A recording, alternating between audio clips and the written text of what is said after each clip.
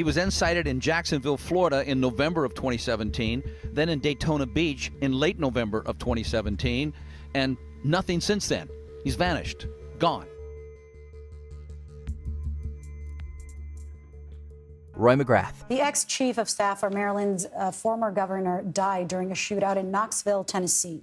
Video from the scene shows a car window that appears to be shattered from gunfire. This political operative served as director of the Maryland Environmental Service and briefly worked as chief of staff to the governor of Maryland, Larry Hogan. However, he was forced to resign after getting caught in a financial scandal and was later charged with falsification of records and wire fraud. However, he failed to appear in court and became a federal fugitive. There has since been a 3-week manhunt which ended tragically in Knoxville, Tennessee last night. Law enforcement caught up with Roy McGrath, who'd been on the lam for nearly a month. The FBI tracked him down through cell phone signals and credit card records. And on April 3, 2023, agents moved to arrest McGrath outside of a Tennessee Costco. He fled, resulting in a police chase that ended when he became boxed in. FBI agents shot McGrath at the exact same time that he turned his gun on himself. It's unclear which was the fatal blow. The autopsy determined McGrath suffered a self-inflicted gunshot wound to his head and another shot striking his left cheek fired by an FBI agent. Craig Robertson. New details about the Utah man who was killed by the FBI as they tried to arrest him for allegedly threatening to assassinate President Biden. In September of 2022, 74-year-old Craig Robertson made his first of many threats against President Joe Biden, writing, "The time is right for a presidential assassination or two. First Joe, then Kamala." Biden was a repeated target of Robertson's online threats, but so too were California Governor Gavin Newsom, District Attorney Alvin Bragg, and Attorneys General Letitia James and Merrick Garland. Robertson made threats against President Biden and other officials on social media before his death. His violent posts eventually caught the attention of the FBI National Threats Operations Center. They began monitoring Robertson, and on the morning of August 9, 2023, they arrived at his Utah home to serve an arrest warrant.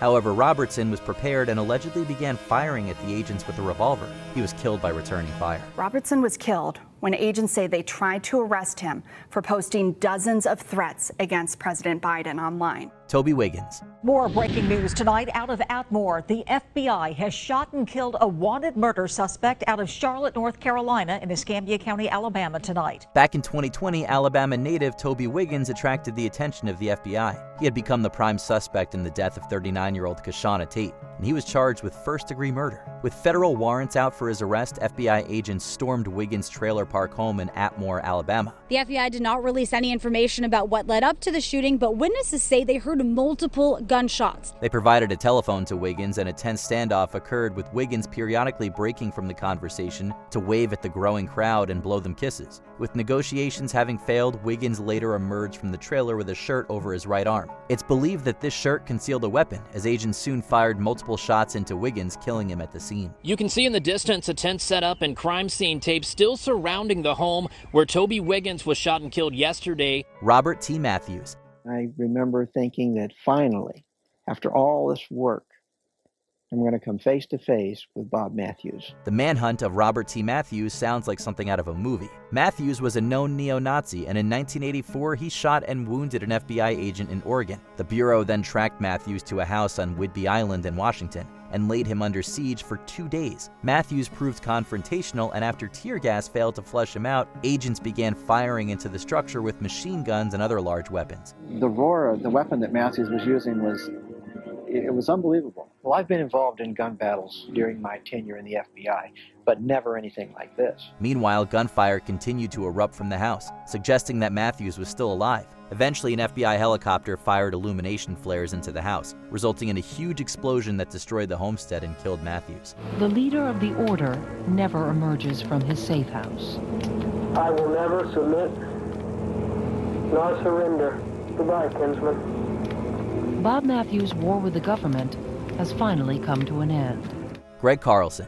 Armed, dangerous, and on the run. Los Angeles man wanted for sex assault is now on the FBI's most wanted list. In September of 2018, Greg Carlson was added to the FBI's 10 most wanted list after committing a series of armed sexual assaults in the greater Los Angeles area. Carlson was arrested for the crimes in 2017 but fled after posting bond. He was later spotted in Florida, Alabama, and South Carolina, and the FBI became involved when he was charged with unlawful flight to avoid prosecution. He was then cited in Jacksonville, Florida in November of 2017, then in Daytona Beach in late November of 2017, and nothing since then. He's vanished, gone. Fast forward to February 2019, when a North Carolina police officer spotted Carlson's car in the parking lot of a local hotel. The FBI was called and stormed his hotel room, resulting in a brief altercation that ended in Carlson's death. The agents tracked him down to this hotel behind me early this morning, where they say he was shot and killed by an FBI agent as they tried to take him into custody. Ma Barker. And I'll help you, Cody, like always. You'll be out soon, back on top of the world. When you're around, Ma, nothing can stop me. Real name Arizona Clark, Ma Barker was purported to be the genius matriarch of the Depression-era Barker-Karpis gang. But this was mostly just FBI propaganda. No, Barker wasn't entirely innocent. She was most definitely an accessory, as she knew of her children's criminal empire and even helped them hide from the police. Top of the world, son.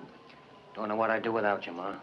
But she was no leader. As told by bank robber Harvey Bailey, she couldn't even plan breakfast. Regardless, Barker was grouped with her sons, and on January 16, 1935, the FBI stormed their Florida hideout, killing Barker and her son Fred. It's now widely believed that director J. Edgar Hoover made up the claims about Barker to justify their shooting of her. The house was made famous in 1935 when gangster Fred Barker and his mother were killed in a shootout with the FBI. Al Brady. It's a case that concluded with one of the bloodiest firefights in the history of a New England state. Bangor, Maine is known for two things, being the home of Stephen King and the location of Al Brady's explosive final moments. Brady was a Depression-era gangster and murderer who became an FBI public enemy after stealing roughly $5,000. He eventually made his way to Bangor and attempted to purchase 500 rounds of ammo from a local gun dealer. Suspicious with the request and the large bills that Brady had used, the owner contacted the police, and when Brady returned to pick up his order, he found FBI agents waiting for him. We staked out the place. We put 2 agents in the store acting as clerks. We had 2 agents upstairs. We had agents out on the street. A furious shootout then erupted,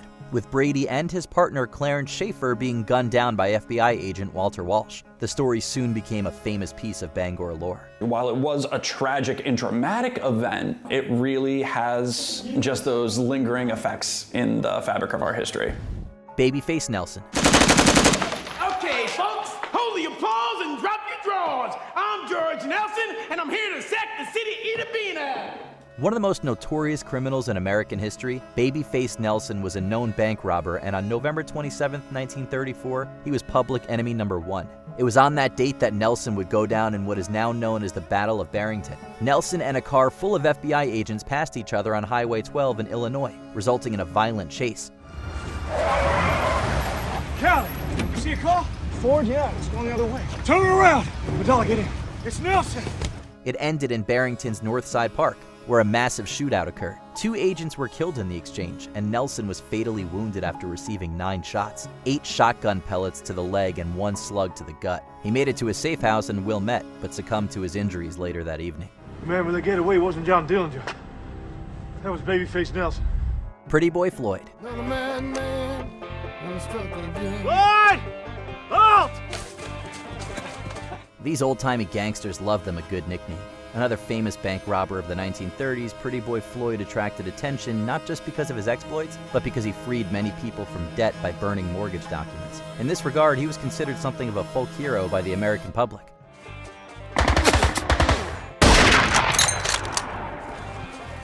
But folk hero or not, his crime still attracted the attention of the FBI, and they got him on October 22, 1934. The story has about 1 million different versions, as accounts differ wildly depending on who's telling it, but the result is the same.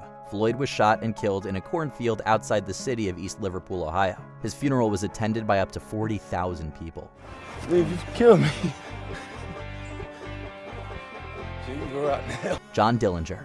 Mr. Blue is dead. That is Dillinger.